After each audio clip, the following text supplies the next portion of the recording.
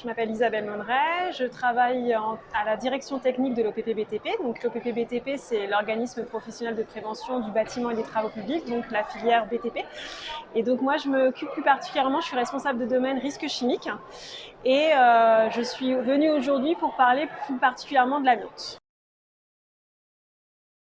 En fait, le risque chimique, ça traite à la fois des produits chimiques, on va dire des produits qui sont emballés, mais à la fois ce que nous on appelle aussi des agents chimiques émis. En fait, ça va être des agents qui vont être émis à travers des travaux. Donc en fait, on va avoir des poussières, on va avoir des fumées, et donc on va, nous au quotidien, en fait, travailler sur ces sujets de manière aussi répondre à l'accompagnement des entreprises sur ces différentes thématiques. Donc on va apporter des outils, de l'information à travers de la documentation. On a un site internet préventionbtp.fr qui permet d'apporter cette documentation.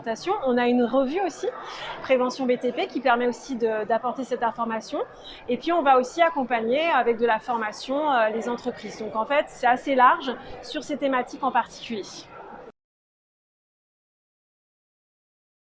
Ça reste un risque majeur en fait pour nous au sein du BTP. C'est la deuxième cause de maladie professionnelle, c'est la première cause de cancer professionnel. Et donc c'est une thématique majeure à la fois sur santé publique mais aussi santé professionnelle.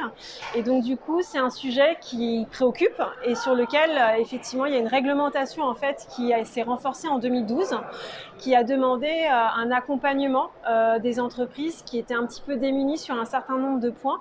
Et donc du coup, notre objectif, c'est justement d'accompagner ces entreprises pour que cette réglementation soit plus effective et appliquée au quotidien par ces entreprises du BTP. Voilà. Le sujet de l'amiante est connu. L'amiante est un matériau qui a été mis en œuvre largement pour ses propriétés. Et donc du coup, en fait, on en a encore beaucoup dans les bâtiments et les travaux publics.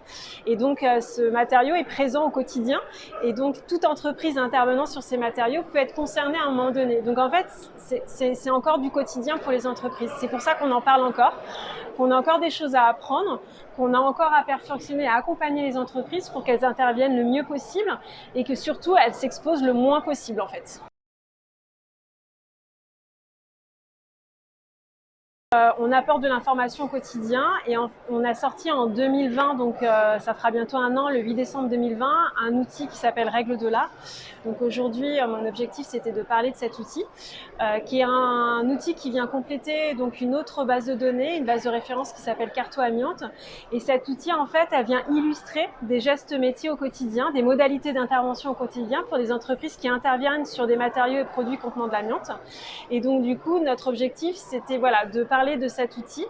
On continue à parler de l'amiante parce que l'amiante, c'est une préoccupation quotidienne, que les entreprises ont encore des questions, qu'elles ont encore besoin d'informations et de connaissances. Et donc tous ces outils viennent compléter en fait au quotidien cette information pour ces entreprises. Et pour une bonne mise en œuvre finalement, et se protéger et réduire au maximum l'exposition des opérateurs.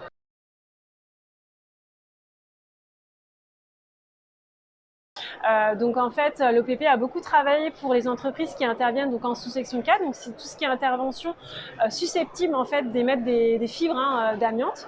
Et en fait, ces entreprises, on a développé une base de données, une cartographie des empoussièrements amiante qu'on a mis à disposition qui s'appelle Carto Amiante, un rapport, et on a complété avec l'outil Règle de l'art.